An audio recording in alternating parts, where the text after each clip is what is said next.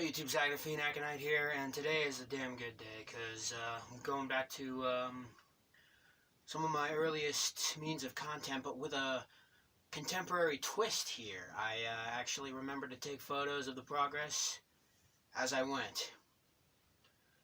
Today's going to be a DIY t-shirt video, sort of inspired by that old Nosferatu shirt I made a bajillion years ago, which I still have. It's got the title across the upper chest, and the rest of the shirt sort of has a picture of old Nazi. His name's Orlok, but yeah. Anyway, well, I call him Knockoff, but you know, let's not go there. Anyway, this incarnation of the Wolfman, mostly inspired by the 2010 remake, which, if you haven't seen it yet, highly recommended. It's very underrated. It's got a star-studded cast. Fucking Benicio del Toro, Anthony Hopkins, Emily Blunt, Hugo Weaving. What's not to like, you know?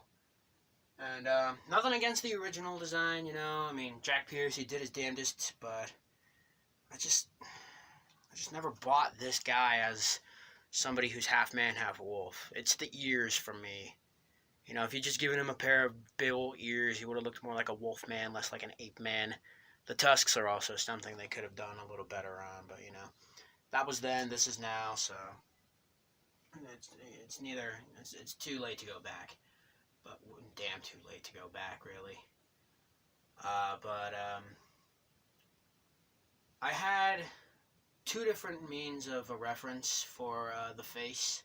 One was, you know, of course, a photo of Benicio in the makeup, which maybe I'll show here, but my main reference was actually a costume I made myself that I wore both for Halloween and to Sinister Creature Con, if you remember that vlog.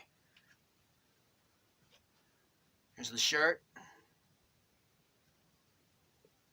Here's the cowl. Looks a bit like my beard now, actually. I wonder if that's by design. So, yeah. Here's the montage.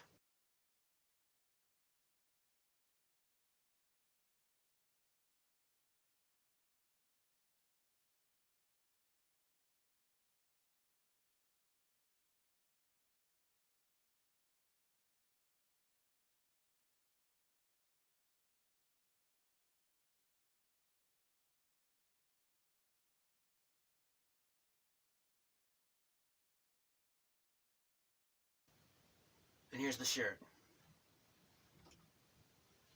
Fucking love how it turned out, mate.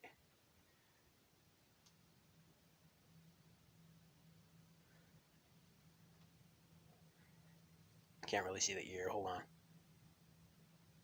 Yeah, no, I think without the ear, it would have looked a little too much like, I don't know, a lion, maybe. Just because of the way I did the nose.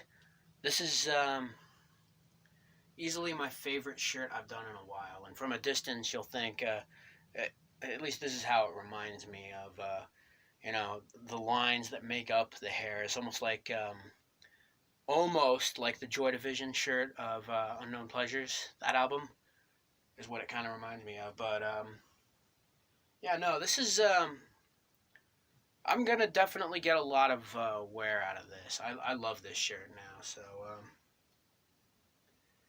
it's not perfect. Obviously, if you've seen the montage, you'll learn in a hurry that this side especially had a bunch of fuck-ups, which I was quick to correct with a black marker, which I highly recommend you use one of those rather than just more black paint, because the paint I use is gloss, so it's not going to have the same finish.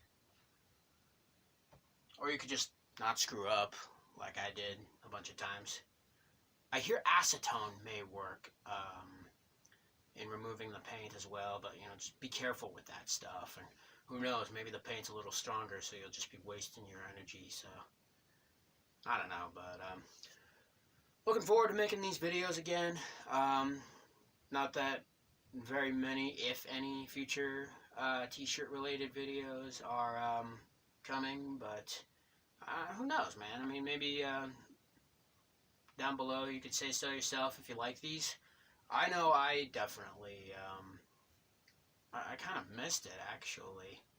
I already have a shitload of shirts, but it never really occurred to me how much I missed just brushing each one of the strokes of whatever design, whether it's a band logo or this, It's fun. It's almost as fun as just regularly painting, but who knows? Maybe I'll have a few.